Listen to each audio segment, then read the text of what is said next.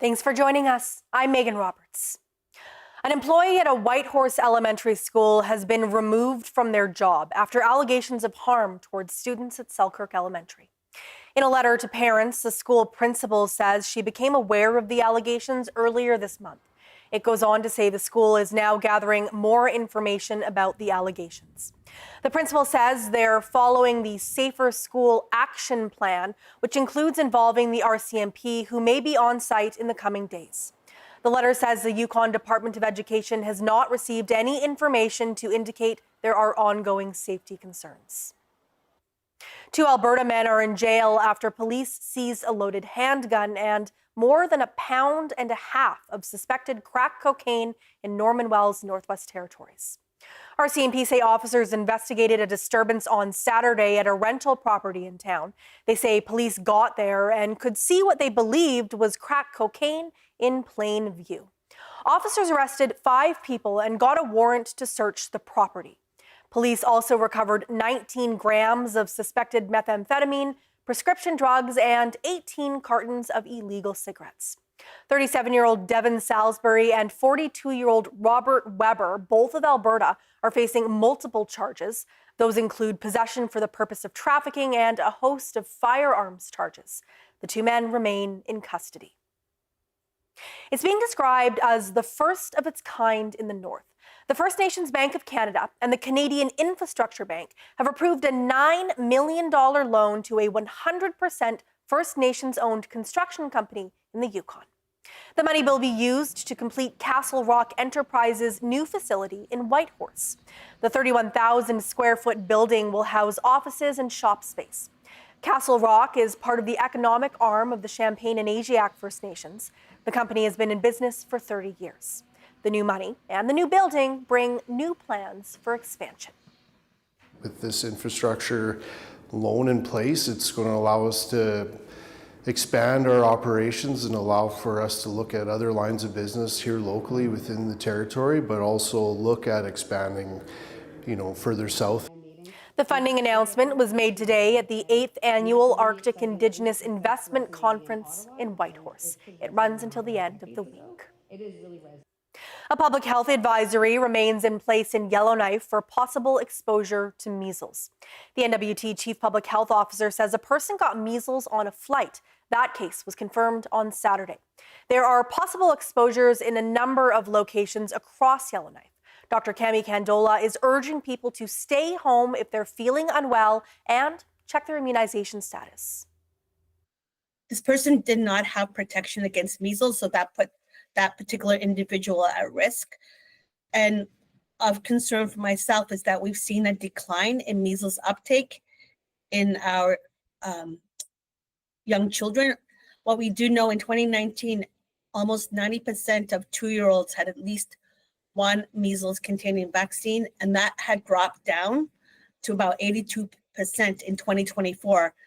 You need about 95% coverage to have what we call herd immunity. So we're far below that target, which makes us susceptible when we have an introduction of measles or a large-scale exposure. This is why I was concerned. Measles is airborne. It is highly contagious, and it can be suspended in the air 2 hours after someone with measles leaves that room.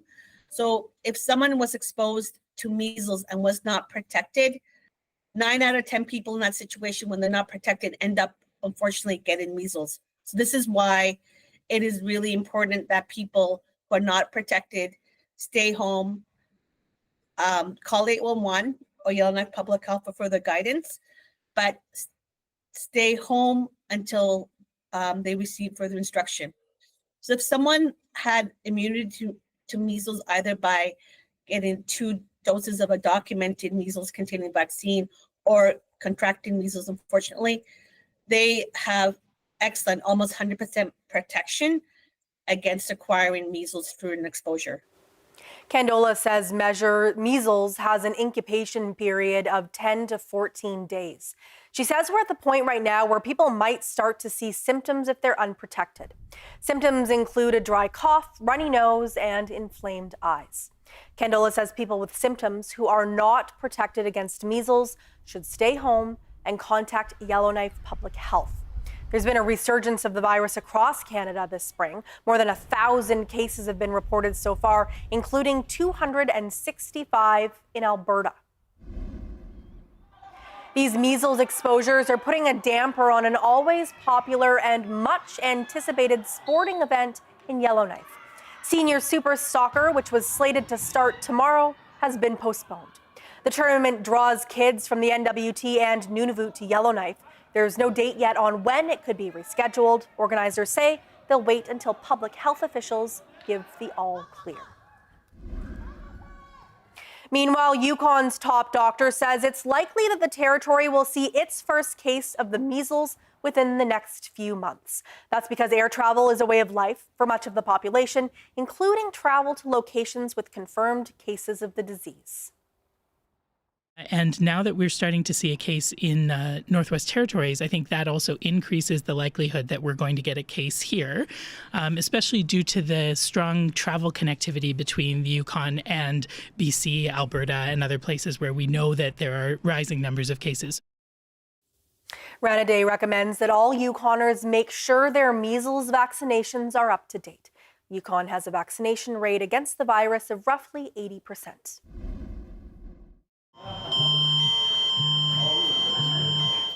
Don't be too alarmed if your phone, radio, or TV suddenly starts shrieking like that tomorrow and you can hear a robotic voice. Emergency management departments in all 3 territories are testing the public alert system. It's how governments notify the public and pass on basic emergency information. It's part of a large national system that brings together government systems and the broadcast industry. People are encouraged to make sure their cell phones and other wireless devices are compatible with the system. You can do that on your service provider's website. You can also make sure that the latest software is installed on your phone.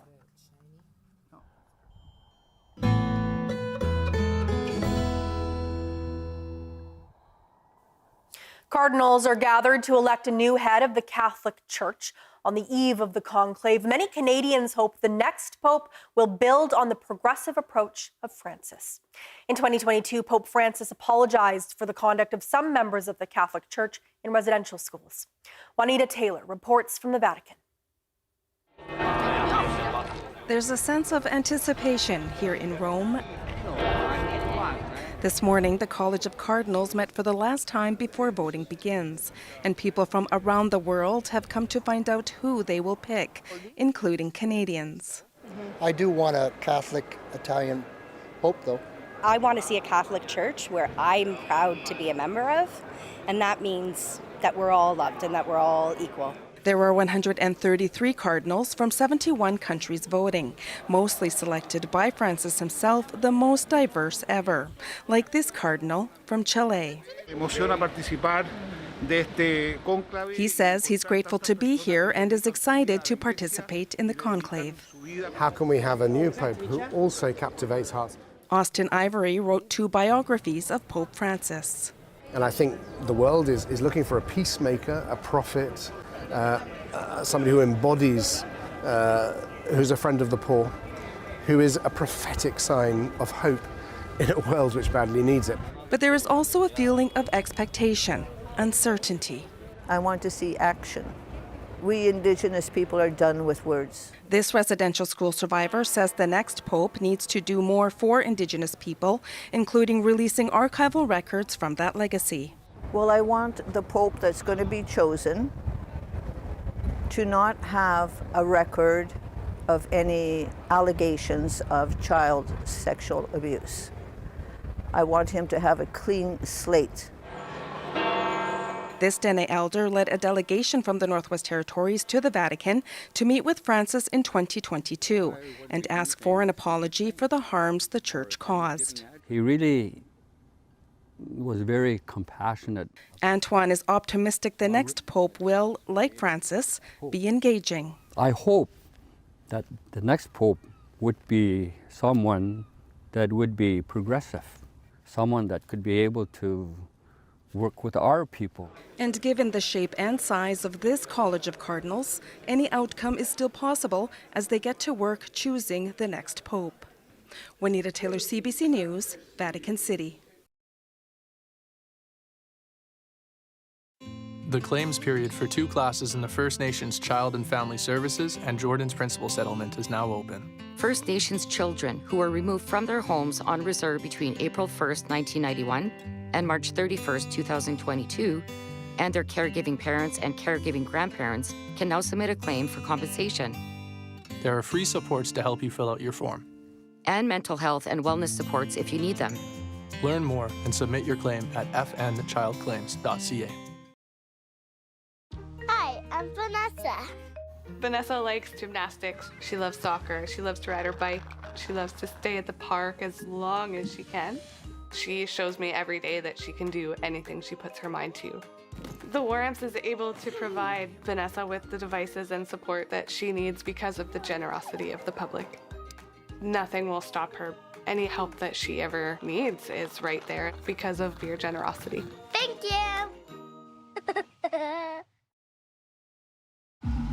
Hi, can I take your order? Hello? Oh, hey. Wait, what was the question? Let me guess. 1 driving high combo, extra baked? No. Could I get a burger with a side of fries? Think you're a better driver when you're high? Think again. Smoking weed affects reaction time and concentration. A message from Mad Canada. You're not down south anymore, Toto? Tell me everything. Deal. Is that Canada? Yeah. I love it. Incredible. Imagine how good the TV's gonna look now. Isn't it ironic, don't you think? Is it? Is it? See you there. So, you want to watch the CBC News streaming channel? You can, wherever and whenever you want. Here's how to find us. We're on the CBC News app, on CBC Gem, and on your smart TV. Stream anytime, it's always free. CBC News.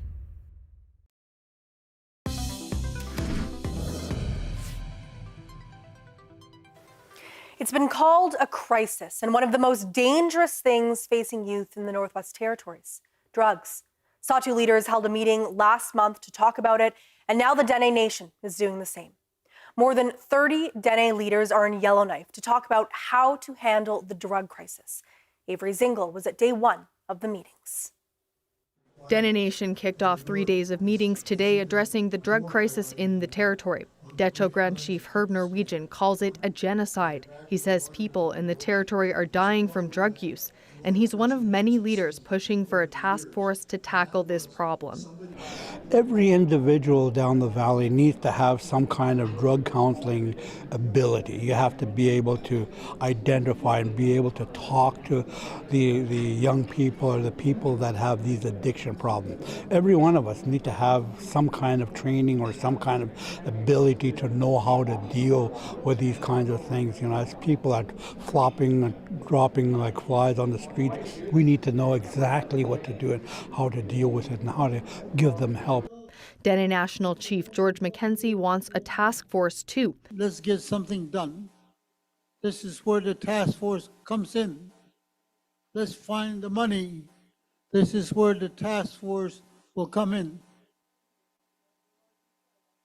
Let's get a written plan. This is where the task force will come in. I'm not too familiar about the past, how things went. He also wants to consider setting up an Indigenous police force.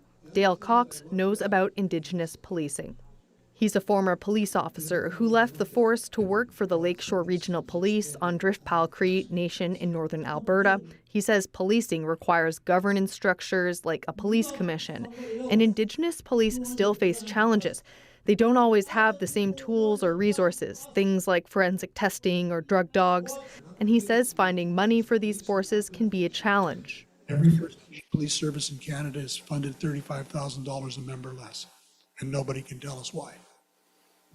3 MLAs attended the meeting to see how they can help. Cheryl Yakalaya, the MLA for Decho, says she wants to see the government do everything it can.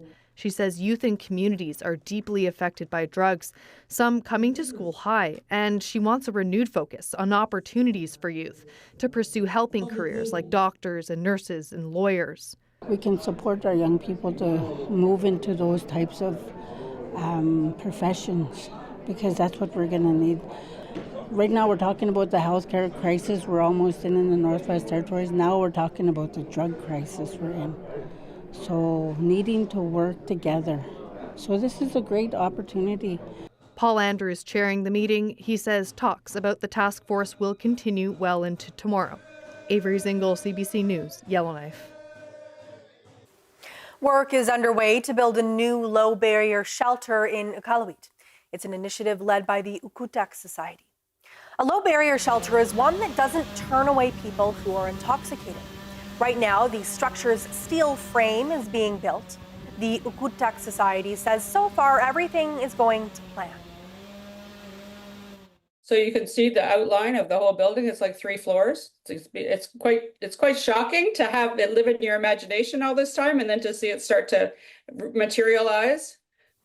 The new shelter will have transitional housing rooms, a warming center, and 57 beds. It'll also accommodate more clients than the Society's current low-barrier shelter, which turns away up to 50 people a month. The shelter is expected to be completed next summer. The government of the Northwest Territories is once again going to consider implementing rent control. It's an idea the GNWT has considered in the past but never moved forward on. The Territory's Justice Minister tells CBC the Residential Tenancies Act will be reviewed this year, with a cap on rent increases being one possible outcome. The move comes after some people living in housing NWT market rate units were served with big rent increases, anywhere from $300 to $700. Most of Canada's provinces and the Yukon have some form of rent increase caps. Yellowknife's new mayor says he's a pragmatic choice who will do his best to lay groundwork for big projects over the next 18 months. Ben Hendrickson steps into the mayor role left vacant by Rebecca Alty. She was just voted in as the NWT's new member of parliament. 4 of 5 Yellowknife City councillors voted for Hendrickson to be mayor at a council meeting on Monday. He outlines his top priorities. Housing is an obvious one. And so for me, the obvious piece to that comes right now, and this is where housing and homelessness issues have been part of our work plan and our focus since day one of our council. And now we have a new federal government who has made housing a priority of theirs, talking about building new social housing from a government-funded housing. So working with the federal government to see what that means for Yellowknife and trying to get those dollars faster into our pot.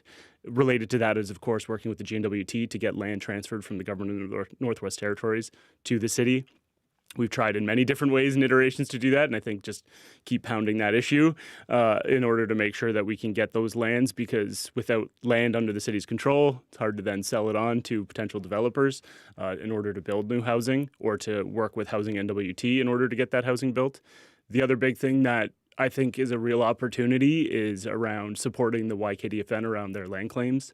One of the things that we had a council-to-council meeting last week with the Chiefs Betsina and Sangres, as well as the larger councils.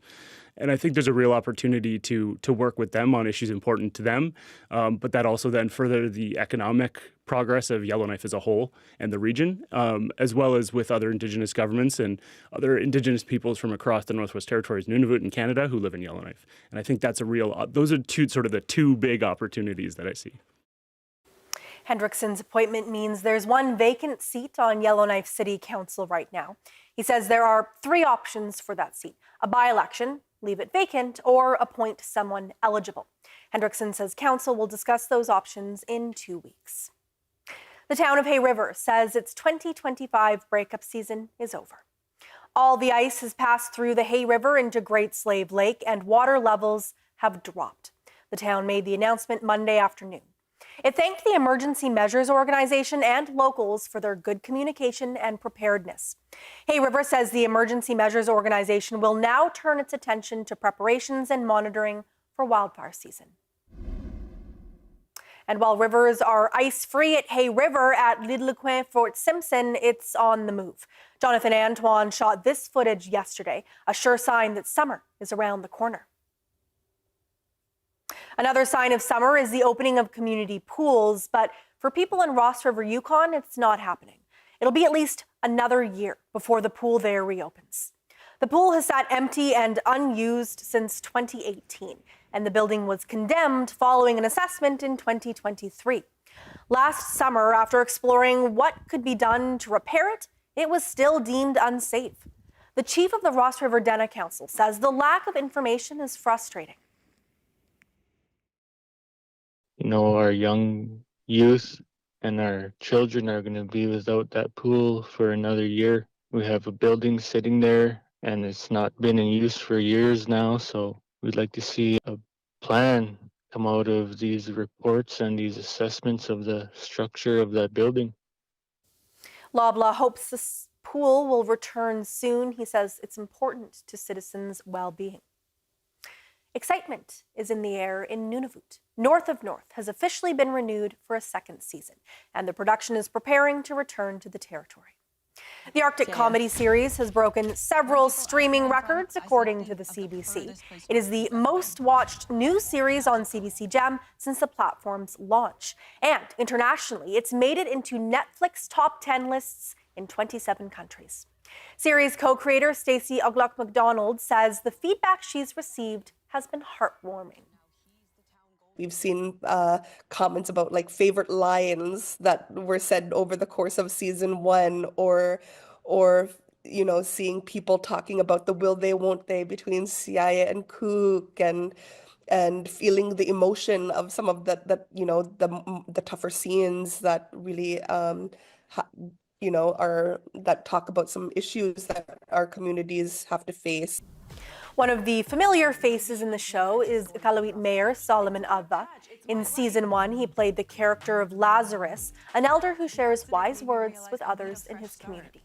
He says the show has helped highlight the best of Nunavut. North of North, which it's spread out. It's also on Netflix because it's spread out, and people who were talking about, I want to go in Iqaluit. Oh, this is Iqaluit. Wow. And like last season, the creators will be looking for locals to be part of the cast in the coming months. No premiere date has been set for the second season just yet. Youth from Tasiuyak Nunavik are joining over 100 Indigenous youth for a national culture and hip-hop showcase in Toronto. They'll be busting out their best dance moves for the 18th annual Outside Looking In. The event showcases Indigenous culture, storytelling, and talent. This year's theme is called Share the Flame. It pairs hip-hop with fire, a sacred symbol of healing and strength. The vice principal of Tasiuyak's Ayagutak School says her students have prepared extensively for the showcase. Indigenous-run program. This program is running as an Indigenous program that includes Inuit youth. The students are in Toronto to dance and they come from across Canada. With that being said, our students practice their skills in dancing 2 to 3 times a week right after school. Outside Looking In was launched in 2007 with the vision of using dance as a means of empowering Indigenous youth across Canada. This year's performance will take place on May 9th at Toronto Metropolitan University. During the 2023 Arctic Winter Games, Nunavut's under-18 male hockey team won a historic gold ulu. The win came after the final game against Team Alaska and was the first hockey gold for Nunavut. Now that game is set to live forever in Canada's Hockey Hall of Fame. The CBC's Noel Kalujak has that story.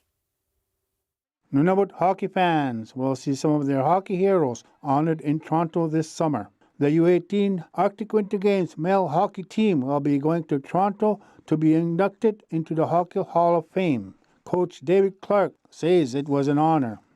I got asked a pretty cool question a couple months ago that they would like to display my gold medal at the Hockey Hall of Fame, and I couldn't be more proud, just a kid from Nunavut, and I never thought I would go to the Hockey Hall of Fame for anything, and getting my gold medal at the Hockey Hall of Fame and having those boys be part of it just means the world to me. I'm getting emotional just talking about it, but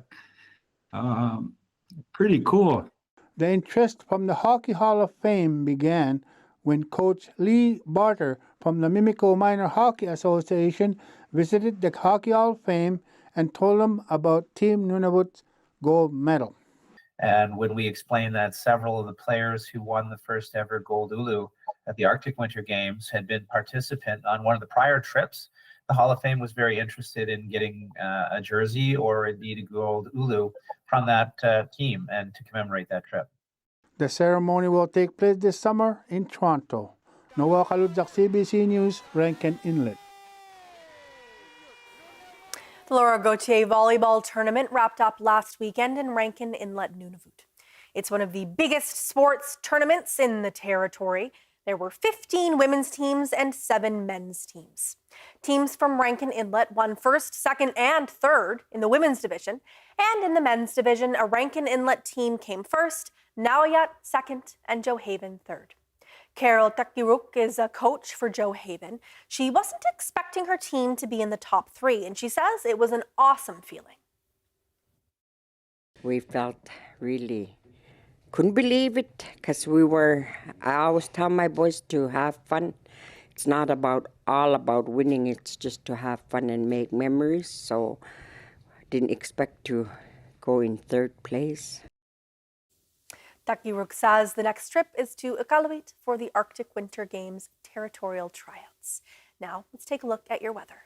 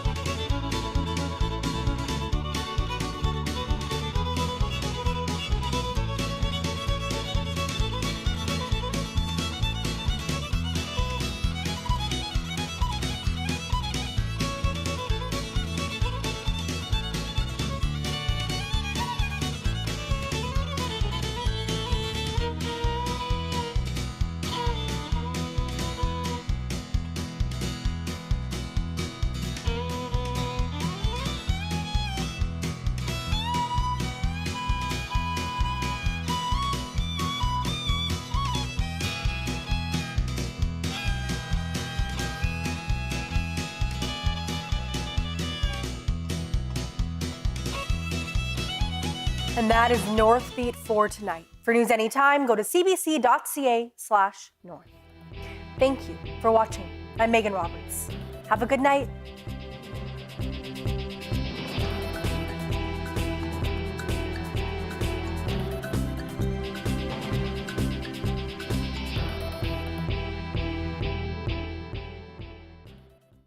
Hi, it's Yaya. Am I a loser? No job, no home. No clue. Billy. I need a fresh start. No. Hire me. I want to make our community a better place. Sup, kids? Are you a drug dealer?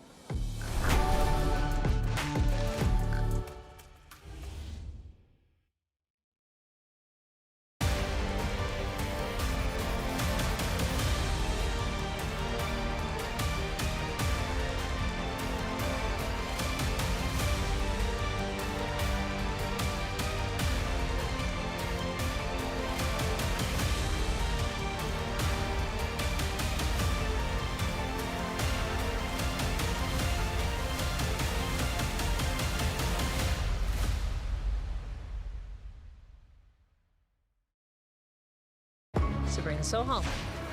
Your 6-month probation in serious crimes begins today. Let's go, sister. Gloves and boots.